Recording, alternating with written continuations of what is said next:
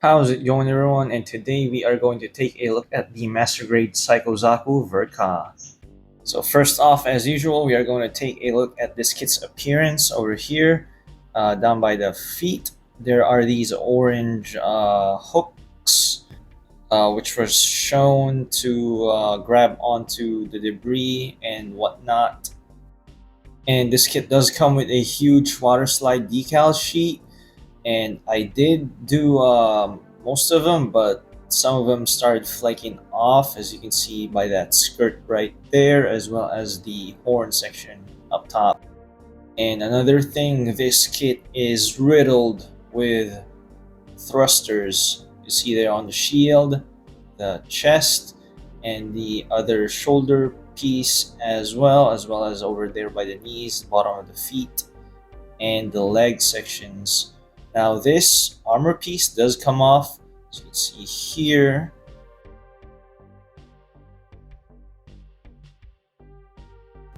And once you remove it, you see there's more there. You can put some decals on there, but I opted not to put them because it's going to be covered up by the armor piece anyways.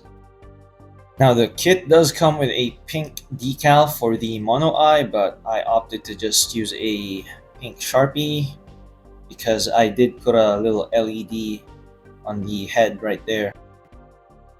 Now the cockpit does open up on this kit. As you can see, you can pull that center piece right there, and these cockpit hatches, if you could use a tweezer because it is in there, flip that up and it's on there pretty tight, as you can see. See if I can get it now. Whenever you do get the hatch open, it is pretty dark in there, so you need to shine some light in there to see that there is a door under there. And for you to open it up is you remove the backpack, and there's this switch right here. Now you flip it onto the other side, it opens up the door, and then you'll see Daryl in there. Now let's talk about the vinyl, or the trash bags as some people call it. They don't insert into those pieces right there, so they're just sticking out. Over here by the legs, it's not really a problem because it gets pretty hidden by the armor piece as well. And just be careful not to rip them, because some people have ripped them. And over here on the elbow as well as on the knee joints, it's not really a problem, but if you could use black latex gloves, I guess it really helps out with not sticking to your fingers as much.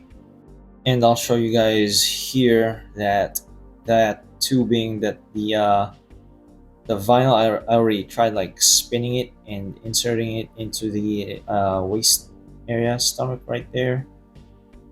I couldn't. It won't fit.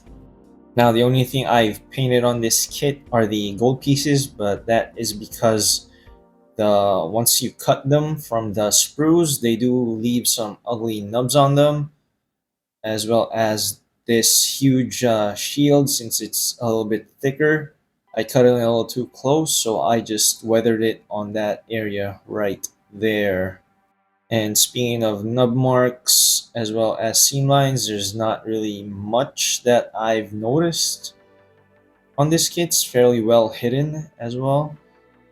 As you can see, that thruster right there, I painted it black because it was a little brown, and it was showing a nub mark, but it was fairly hidden anyway, so I don't know what I was thinking painting it black.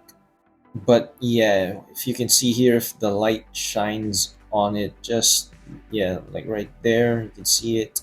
Speaking of which, there is great part separation on this kit, so if you do like painting your kits, then this might be the kit for you. The only white piece that I did paint is that little center piece by the crotch area right there. Now this is what the kit looks like standing using the stand that it comes with. Now it is enough to support the weight of the kit, but the bottom of the Zaku is pretty slippery, so just be careful when you move it, just like I did. The waist is loose, as well as these skirts right here. I tried using cement on them, but some of them just keep falling out. Now here it is on the other stand, and we'll take a look at the weapons and accessories on this kit. First off, we have this huge laser bazooka that it has. Now, as you can see here, the huge backpack and just the weight of the laser bazooka, this guy can't lift it up straight. And let me just remove it from the hand and give you guys a closer look. As you can see here, there is a clear plastic for the scope, which you can color in pink. It did not come with a decal. And some more water slides over there. And yeah, not really much to talk about, except for the handle does move up and down ever so slightly. Alright, up next we have the Heat Hawks. Now for this kit, you can have two of them. You get decals from it as well. You can paint the other one, the activated one. I just chose not to.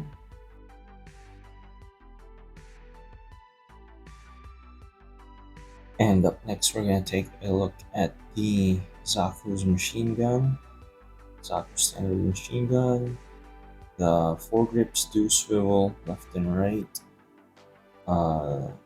Scope does move as well. See, for plastic right there, you don't get any stickers whatsoever. Magazine is removable. It comes with 6 other magazines as well, so you can have your Psycho Zaku do some reload poses. And I don't know why I didn't show it here, but the section over there by the buttstock, it does have some nubs because the buttstock is curved, so it's pretty hard to get them off. Up next are these huge bazookas. Now you do get the regular bazookas with this kit as well if you'd want to. The handle up front does move, as well as this little cover right here on the scope, clear plastic right there, and then it comes pretty loose, and then the foregrip right there moves up and down as well as the handle right there. Now it's time to talk about this guy's huge backpack right here. Now if you own the full armored Gundam Thunderbolt Verka version and you're thinking these arms are weak, no they're not. They are much more thicker. They are more, how do you say it? It's much more sturdier feeling as well, and it has no problems holding on to any of the weapons, as I'll show you here with the bazooka right there. So you just slide it under the handle, and just like that, has no problems with it whatsoever. It is a little wobbly kit, I'll give it that, but see right there, you get some different angles using the sub arms. And in terms of articulation, like every joint on this arm is articulated, so you can do your 360s, your ups and downs, just like so, and over there as well. So you do get a lot out of these sub arms. So you can see these arms are awesome. Now let's talk about this huge fuel thruster on the back. So you can see it can't even fit in the frame just because of how long it is. So it is removable, so if you do choose to just pose your Psycho Zaku with the huge backpack, you can. All those other two smaller ones are removable as well. The weapons store does not want to stay there, just a little shake will pull them off. Alright, I forgot to show you guys these are the Stormfausts, guys. You can see right there. It's supposed to be a single-use rocket launcher, according to the internet. And there's really nothing much to talk about. It's like two pieces of plastic as well, and a little bit of a water slide decal to top it off, just so it's not plain looking as well. Now, that huge fuel thruster is being supported by that tiny fuel thruster underneath by those two pieces of tiny plastic, and it's all being held under there, under the huge backpack and another piece of plastic, which the bottom fuel thruster is sitting on right there. So you guys can just imagine how much weight is being supported by that plastic right there. Now let's talk about this huge one. So you can see here, I said earlier, it's being supported by those two thin pieces of plastic right there. It's being balanced up top by another two pieces of thin plastics connected to the topmost fuel thruster. When I say huge, I mean huge. And here's a little tape measure.